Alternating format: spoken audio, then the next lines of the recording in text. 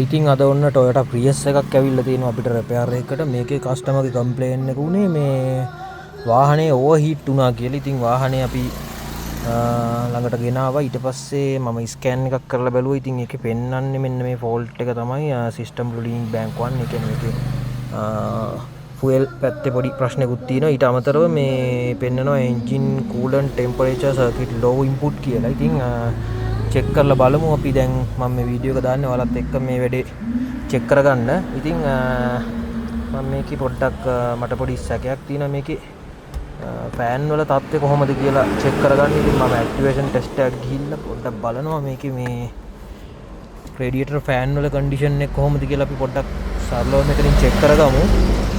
ඉතින් control the electrical cooling fan. ඉතින් normal train data අපි දැන් බලමු මේ ෆෑන් එක ඔන් කරලා කොහොමද ෆෑන් වල කන්ඩිෂන් එක කියලා. ඉතින් සරලවම අපි ඒක ඉස්සෙල්ලා බලා ගන්න ඕනි වාහනේ මේ ලෙඩේ අයිඩෙන්ටිෆයි කරගන්න. ඉතින් මම මෙහෙම යනවා එහා පැත්තට එන්ජින් එක පැත්තට බලමු මොකද වෙන්නේ කියලා. අපි එතනටම ගිහිල්ලා ස්කෑනර් එක මම මෙතනින් තියලා අපි බලමු. මම ෆෑන් ඔන් කරනවා.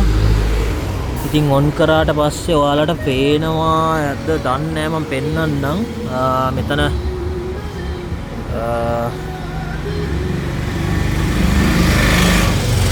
ඔය තියෙන්නේ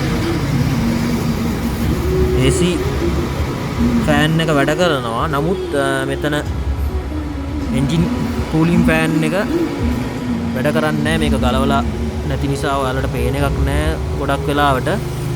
මේ මෙතන තියෙන ෆෑන් එක. ඉතින් ෆෑන් එක වැඩ කරන්නේ නැහැ. ඒක තමයි මේකේ මේ තියෙන ප්‍රධානතම ප්‍රශ්නේ. ඉතින් ඔන්නෝම තමයි සරලවම මේ ලෙඩේ අයිඩෙන්ටිෆයි කරගන්න තියෙන සරලම ක්‍රමය. ඉස්සෙල්ලාම ඊට පස්සේ මම දැන් ගලවලා මේකේ බලනවා කොහොමද තවත් ෆෑන් කන්ඩිෂන් එක කොහොමද ෆෑන් එක හිර වෙලාද කොහොමද කියලා. නැත්නම් කරන්ට් සප්ලයි එකේ ප්‍රශ්නයක්ද කොහොමද කියලා බලනවා. ඉතින් මේ විදිහට තමයි අපි ලඩක් සරලවම අයිඩෙන්ටිෆයි කරගන්නේ. මේ වගේ ප්‍රශ්නයක් ආවට පස්සේ ඔයාලට මේ වගේ ප්‍රශ්න තියෙනවා නම් අරන් එන්න. ඉතින් ලෙඩේ හරියටම හොයලා බලලා විසඳලා දෙනවා. ඊට අමතරව මම දෙයක් කියන්න ඕනි. මම මේ වීඩියෝස් දාන්නේ අපේ මේ මැකැනික්ලට නෙවෙයි. ඉතින් අපි මේ වාහන පාවිච්චි කරන පාරිභෝගිකයන්ට තමයි ගොඩක්ම වීඩියෝස් දාන්නේ. මොකද මේ සමහරු කියනවා ලෙඩේ හොයන විදිය පෙන්වන්න, මේ ලෙඩේ මොකද්ද කියලා හොයාගන්න විදිය පෙන්වන්න කියලා.